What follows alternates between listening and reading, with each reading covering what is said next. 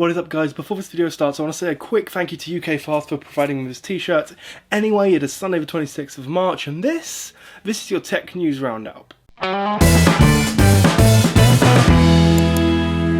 First up, Apple released some new devices in a way that wasn't their normal, like, oh my god, look at our new devices. Now, these devices included a slightly cheaper iPad that started with 32 instead of 16 gigabytes of memory, but it also included the thing that everyone has been talking about, a red iPhone. Now, this red iPhone is special because it's exactly the same, but it's red. To be fair though, it's for a good cause. It's a product red iPhone, and if you're not aware, product red works to fight against HIV and AIDS, and they're sort of they're the charity of choice for Apple. Product red versions of almost every other device have existed, from iPods to like Beats headphones, and the iPhone, the iPad, and the Mac line were the last three to not have the product red treatment, and now it's just iPad and MacBooks / Mac Pros, and imagine if one of those were red. Like, imagine walking around with a red laptop, like bright red. I've seen them in person. They look kind of cool, I have to be honest, but absolutely everyone has been having a go at it because the front is white.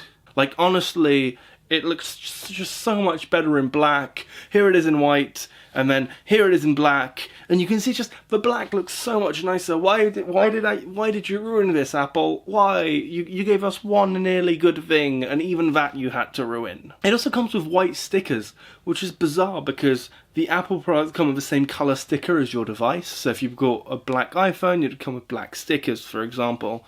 But the red iPhone comes with white stickers, so that makes no sense. My best guess is probably they had an excess of white stickers and they were like, well, if we put a white front on it, that's basically good enough, and that might it might be linking those two decisions together, or I'm finding a link that doesn't exist.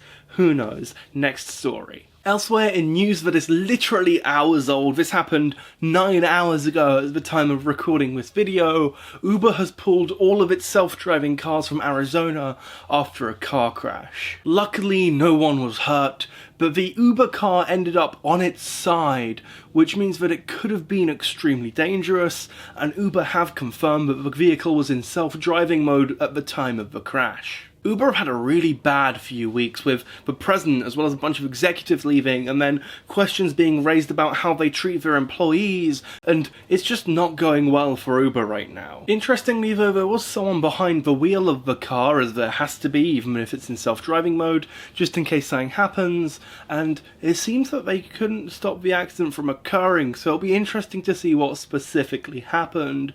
Apparently it has something to do with the car failing to yield, and that caused the accident, but it's definitely in bizarre circumstances.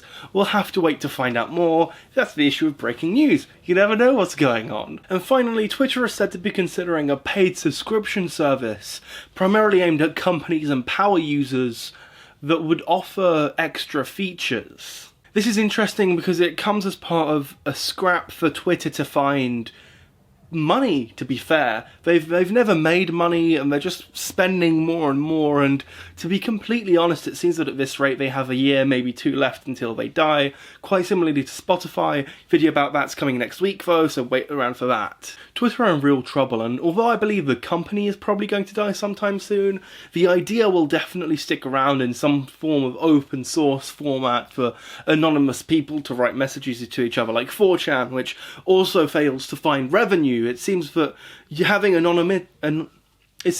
anonymity is really great for users and is really bad if you want to make money. Anyway, being a paid member gives you access to an enhanced version of TweetDeck, which TweetDeck, if you don't already know, is like the souped up version of Twitter anyway, so you get a souped up version of the souped up version of Twitter. Currently it's just in the phase of testing the idea. They've asked a few people whether or not they want it, but it seems cool, and we have no idea on pricing, so I think we'll have to wait and see for that as well. But considering Twitter users have plateaued at this point, they need to find money fast. It is worth mentioning you can get something like Hootsuite, for example, which offers pretty much the same thing, like enhanced Twitter, and again costs a bit of money, but it lets you manage like multiple accounts, like TweetDeck does, so it'll be interesting as it starts competing with things like Hootsuite, who have way more experience in this area. And I guess that's it for news this week. It's been a bit mixed. There's been some news, but not like a whole deal of news.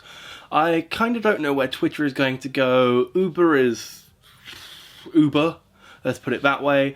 And Apple have been releasing new devices, which sounds like Apple in general, actually. If you like this video, make sure to click like. If you didn't, I'm not quite sure what you're doing here. However, it's good news. You can click here to see the previous video. You might like that more, or the video that YouTube recommends, or you can subscribe right here to see more videos like this one, including, like, look at how cool this t-shirt is. There's a video including this t-shirt tomorrow about how I got it and why. Thank you so much, UK Fast. Go check them out. Subscribe to see more videos like this one, and I'll see you guys next time.